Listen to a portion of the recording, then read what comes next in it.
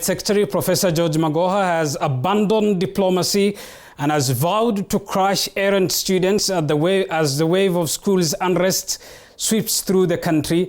The CS says that no school will be closed due to unrests and that anyone found culpable will face the full force of the law. The inferno at Maranda High School seems to be the straw that broke the camel's back, with the Education Cabinet Secretary Professor George Magoha now putting his foot down and vowing to crash indiscipline in schools. You must know that there is a consequence to it, and we shall not hand you. The inferno at Maranda High School seems to be the straw that broke the camel's back, with the Education Cabinet Secretary Professor George Magoha now putting his foot down and vowing to crash indiscipline in schools. You must know that there is a consequence to it, and we shall not handle you with kid gloves. You are our children. We have produced you with our own blood.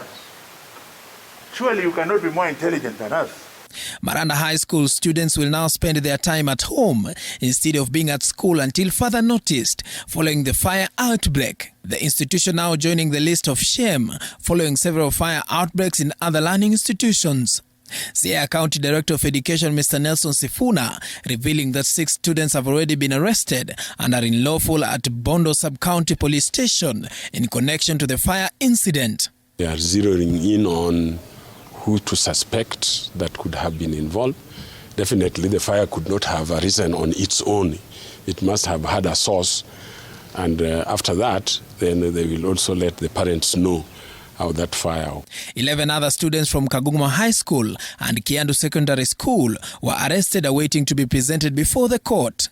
Senior Principal Magistrate James Masharia said that the minors will remain in custody until Wednesday. Other institutions that have experienced student unrest recently include Nambale Boys High School in Busia County, Cheplaskei High School in Uasin County, and Chania Boys in Kiambu County. Kiambu Deputy County Commissioner Mbogo Madhioya has told school heads to employ security guards from reputable security services organizations to facilitate appropriate frisking of students and other school staff. We said we would wish to have officers or those who are already hired to be from reputable private organizations, because they will be able to look into their background and also other issues related to security. They have a background, they also have a history, and they will be able to contain the situation. This includes other staff members, so that we don't allow students to come out of classroom or wherever they're coming from within the school establishment. And if they can identify you before, we will be able to help you. But if we are identified after, we have the DCI and the DPP. Is there the police commander is here? Yes. Yes, sir. It will work. It doesn't matter. Your age doesn't matter. In my tribe, you burn a house, it is an abomination. So you never hear people burning houses in Western. Education stakeholders and a section of leaders from Baringo County have said the problem could be solved if goodwill from all stakeholders is employed. Yeah.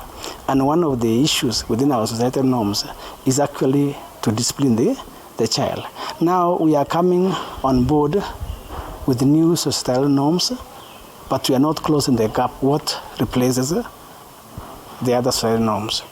And that is where we are having really a challenge in our schools. Sisi kwa tunasaidia zamani, lakini huyu mzee wetu profesa ameharibu education. Kwa nini watoto wanachoma shule? So tafadhali yangu hata msichana wangu amenisumbua, mmoja kutoka Nandi, hapo bibi yangu kutoka Nandi. Juzi karibu nifukuze, nikamwambia mbona utabaki mtoto yako? I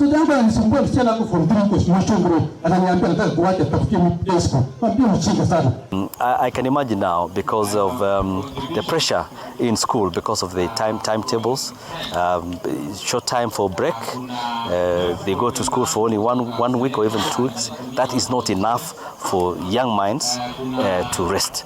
So what I want to appeal to the schools is that they've got to be very close to their students. Paul Kirobi, TV 47, Nairobi.